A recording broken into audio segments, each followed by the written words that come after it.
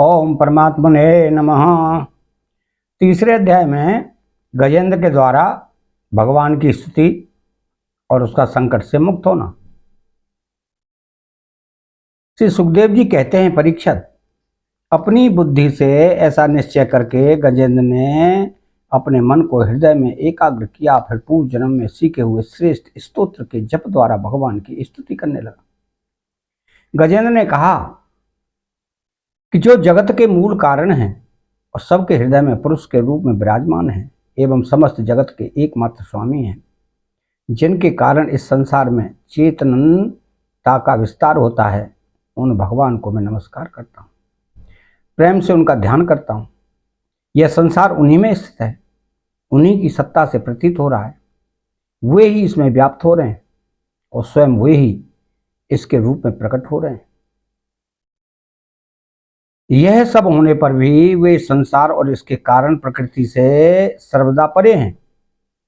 उन स्वयं प्रकाश स्वयं सिद्ध सत्तात्मक भगवान की मैं शरण ग्रहण करता हूँ। यह विश्व प्रपंच उन्हीं की माया से उनमें अध्यस्त है। यह कभी प्रतीत होता है तो कभी नहीं, परंतु उनकी दृष्टि ज्यों की त्यों एक सी रहती है। वे इसके साक्षी हैं और उन दोनों को ही देखते रहते हैं। वे सबके मूल हैं, अपने मूल भी वही हैं, कोई दूसरा उनका कारण नहीं है।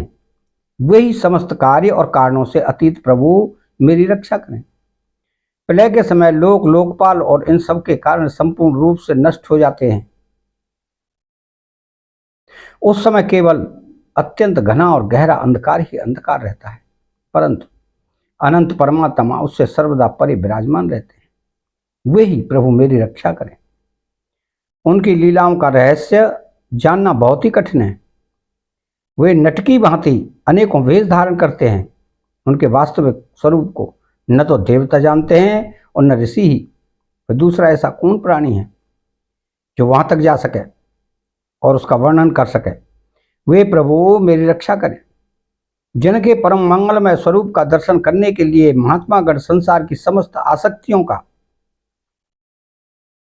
परित्याग कर देते हैं और वन में जाकर अखंड भाव से ब्रह्मचर्य और अलौकिक व्रतों का पालन करते हैं तथा अपने आत्मा को सबके हृदय में विराजमान देखकर स्वाभाविक ही सबको भलाई करते हैं।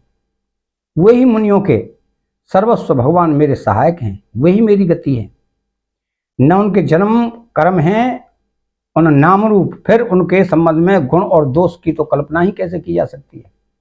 फिर भी विश्व की सृष्टि और संहार करने के लिए समय समय पर वे उन्हें अपनी माया से स्वीकार करते हैं। उन्हीं अनंत शक्तिमान सर्वेश्वरीय माया परब्रह्म परमात्मा को मैं नमस्कार करता हूँ। वे अनूप होने पर भी बहुरूप हैं। उनके कर्म अत्यंत आश्चर्यमय हैं। मैं उनके चरणों में नमस्कार करता हूँ। स्वयं प्रकाश सबके साक्षी परमात्मा को मैं नमस्कार करता हूँ। जो मन वाणी और चित्त से अत्यंत दूर है, उन परमात्मा को मैं नमस्कार करता हूँ। विवेकी पुरुष कर्म संन्यास अथवा कर्म समर्पण के द्वारा अपना अंतःकरण शुद्ध करके जिन्हें प्राप्त करते हैं तथा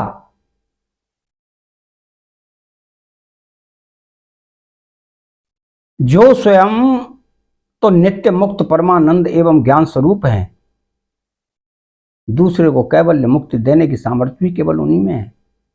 उन प्रभु को मैं नमस्कार करता हूं जो सत्य रज तम इन तीन गुणों का धर्म स्वीकार करके क्रमशः शांत घोर और मूढ़ अवस्था में भी धारण करते हैं। उन भेद रहित संभाव से स्थित एवं ज्ञान धन प्रभु को मैं बार बार नमस्कार करता हूं। आप सबके स्वामी, समस्त क्षेत्रों के एकमात्र ज्ञाता एवं सर्वसाक्षी हैं। आपको मैं नमस्कार करता हूं। पुरुष और मूल प्रकृति के रूप में भी आप ही हैं। आपको मेरे बार बार नमस्कार। आप समस्त इंद्रिय और उनके विषयों के दृष्टा हैं, समस्त प्रतीतियों के आधार हैं। अहंकार आदि छाया रूप असत वस्तुओं के द्वारा आपका ही अस्तित्व प्रकट होता है। समस्त वस्तुओं की सत्ता के रूप में भी केवल आप ही भास रहे हैं। मैं आपको नमस्कार करता हूँ। आप सबके मूल कारण हैं। आपका कोई कारण नहीं है। तथा कारण होने पर भी आप में विकार या परिणाम नहीं होता। इसलिए आप अनोखे कारण हैं। आपको मेरा बार बार नमस्कार है। जैसे समस्त नदी, झरने आदि का परम आश्रय समुद्र है, वैसे ही आप समस्त वेद और शास्त्रों के परम तात्पर्य हैं। आप मोक्ष स्वरूप हैं। समस्त संत आपको ही शरण ग्रहण करते हैं, अतः आपको मैं नमस्कार करता हूँ। जैसे यज्ञ के काष्ठ अरणी में अग्नि गुप्त रहती है, वैसे ही आपने अपने ज्ञान को गुणों की माया से ढक रखा है। गुणों में क्षोभ होने पर उनके द्वारा विविध प्रकार की सृष्टि रचना का आप संकल्प करते हैं।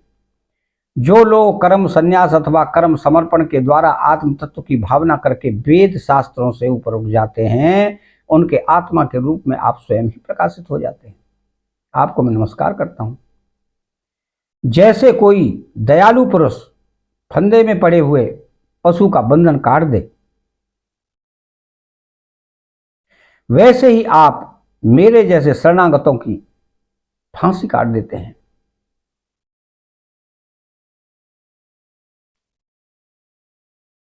आप नित्य मुक्त हैं, परम करुणामय हैं और भक्तों का कल्याण करने में आप कभी आलस्य नहीं करते। आपके चरणों में मेरा नमस्कार है। समस्त प्राणियों के हृदय में अपने अंश के द्वारा अंतरात्मा के रूप में आप उपलब्ध होते रहते हैं। आप सर्वैश्वर्य पूर्ण एवं अनंत हैं। आपको मैं नमस्कार करता हूं। जो लोग शरीर, पुत्र, गुरुजन, ग्रह, संपत्ति और स्वजनों में आसक्त हैं, उन्हें आपकी प्राप्ति अत्यंत कठिन है। क्यों कि आप स्वयं गुणों की आसक्ति से रहित हैं। जीवन मुक्त पुरुष अपने हृदय में आपका निरंतर चिंतन करते रहते हैं। उन सर्वैश्वर्य पूर्ण ज्ञान रूप भगवान को मैं नमस्कार करता हूं। धर्म, अर्थ, काम और मोक्ष की कामना से मनुष्य उन्हीं का भजन करके अपनी अभीष्ट वस्तु प्राप्त कर लेते हैं। इतना ही नहीं, वे उनको सभी प्रकार का सुख देते हैं और अपने ही जैसा अविनाशी पार्षद शरीर भी देते हैं। वही परम दयालु प्रभु मेरा उद्धार करें। जिनके अनन्य प्रेमी भक्तजन उन्हीं की शरण में रहते हुए उनसे किसी भी वस्तु की, यहां तक मोक्ष की भी अभिलाषा नहीं करते, केवल उनकी परम दिव्य मंगलमयी लीलाओं का गान करते हुए आनंद के समुद्र में निमग्न रहते हैं। जो अविनाशी, सर्वशक्तिमान, अत्यंत इंद्रियातीत और अव्यक्त, अत्यंत सूक्ष्म है, जो अत्यंत निकट रहने पर भी बहुत दूर जान पड़ते हैं, जो आध्यात्मिक योग अर्थात ज्ञान योग या भक्ति योग के द्वारा प्राप्त होते हैं, उन्हीं आदि पुरुष अनंत एवं परिपूर्ण परब्रह्म परमात्मा की मैं स्तुति करता हूं। जिनकी अत्यंत छोटी कला से अनेकों नाम रूप के भेदभाव से युक्त ब्रह्मा आदि देवता, वेद और चराचर लोकों की सृष्टि हुई है। जैसे धधकती हुई आग से लपटें और प्रकाशमान सूर्य से उनकी किरणें बार बार निकलती और लीन होती रहती हैं, वैसे ही जिन स्वयं प्रकाश परमात्मा से बुद्धि, मन, इंद्रिय और शरीर, जो गुणों के प्रवाह रूप हैं, बार बार प्रकट होते तथा लीन हो जाते हैं, वे भगवान न देवता हैं और न असुर। वे मनुष्य और पशु पक्षी भी नहीं हैं, न वे स्त्री हैं न पुरुष और न नपुंसक। वे कोई साधारण या असाधारण प्राणी भी नहीं है। न वे गुण हैं, न कर्म, न कार्य हैं और न तो कारण ही। सबका निषेध हो जाने पर जो कुछ बच रहता है वही उनका स्वरूप है तथा वही सब कुछ है। वही परमात्मा मेरे उद्धार के लिए प्रकट हो। मैं जीना नहीं चाहता। यह हाथी की योनि बाहर और भीतर सब ओर से अज्ञान रूप आवरण के द्वारा ढकी हुई है। इसको रखकर करना ही क्या है? मैं तो आत्म प्रकाश को ढकने वाले उस अज्ञान रूप आवरण से छूटना चाहता हूं, जो काल क्रम से अपने आप नहीं छूट सकता, जो केवल भगवत कृपा अथवा तत्व ज्ञान के द्वारा ही नष्ट होता है। इसलिए मैं उन परब्रह्म परमात्मा की शरण में हूं, जो विश्व रहित होने पर भी विश्व के रचयिता और विश्व रूप हैं, साथ ही जो विश्व की अंतरात्मा के रूप में विश्व रूप सामग्री से क्रिया भी करते रहते हैं। उन अजन्मा परम पद स्वरूप ब्रह्म को मैं नमस्कार करता हूं। योगी लोग योग के द्वारा कर्म वासना और कर्म फल को भस्म करके अपने योग शुद्ध हृदय में जिन योगेश्वर भगवान का साक्षात्कार करते हैं, उन प्रभु को मैं नमस्कार करता हूं। प्रभु, आपकी 3 शक्तियां सत्व, रज और तम के राग आदि वेग असह्य हैं। समस्त इंद्रियों और मन के विषयों के रूप में भी आप ही प्रतीत हो रहे हैं। इसलिए जिनकी इंद्रियां बस में नहीं है, वे तो आपकी प्राप्ति का मार्ग भी नहीं पा सकते। आपकी शक्ति अनंत है। आप शरणागत वत्सल हैं। आपको मैं बार बार नमस्कार करता हूं। आपकी माया अहम बुद्धि के आत्मा का स्वरूप ढक गया है। इसी से जीव अपने स्वरूप को नहीं जान पाता। आपकी महिमा अपार है। इन सर्वशक्तिमान एवं माधुर्य निधि भगवान की मैं शरण में हूं। श्री सुखदेव जी कहते हैं कि परीक्षित, गजेंद्र ने बिना किसी भेदभाव के निर्विशेष रूप से भगवान की स्तुति की थी। इसलिए भिन्न भिन्न नाम और रूप को अपना स्वरूप मानने वाले ब्रह्मा आदि देवता उसकी रक्षा करने के लिए नहीं आए। उस समय सर्वात्मा होने के कारण सर्वदेव स्वरूप एवं भगवान श्री हरि प्रकट हो गए। विश्व के एकमात्र आधार भगवान ने देखा कि गजेंद्र अत्यंत पीड़ित हो रहा है, अतः उसकी स्तुति सुनकर वेदमय गरुड़ पर सवार हो चक्रधारी भगवान बड़ी शीघ्रता से वहां के लिए चल पड़े, जहां गजेंद्र अत्यंत संकट में पड़ा हुआ था। उनके साथ स्तुति करते हुए देवता भी आए। सरोवर के भीतर बलवान ग्राह ने गजेंद्र को पकड़ रखा था और वो अत्यंत व्याकुल हो रहा था। जब उसने देखा कि आकाश में गरुड़ पर सवार होकर हाथ में चक्र लिए भगवान श्री हरि आ रहे हैं, तो अपनी सूंड में कमल का एक सुंदर पुष्प लेकर उसने ऊपर को उठाया और बड़े कष्ट से बोला, नारायण जगत गुरु भगवान, आपको नमस्कार है। जब भगवान ने देखा गजेंद्र अत्यंत पीड़ित हो रहा है, तब वे एक बार भी गरुड़ को छोड़कर कूद पड़े और कृपा करके गजेंद्र के साथ ही ग्राह को भी बड़ी शीघ्रता से सरोवर से बाहर निकाल लाए। फिर सब देवताओं के सामने ही भगवान श्री हरि ने चक्र से ग्राह का मुंह फाड़ डाला और गजेंद्र को छुड़ा लिया। अतः 3रा अध्याय समाप्त होता है।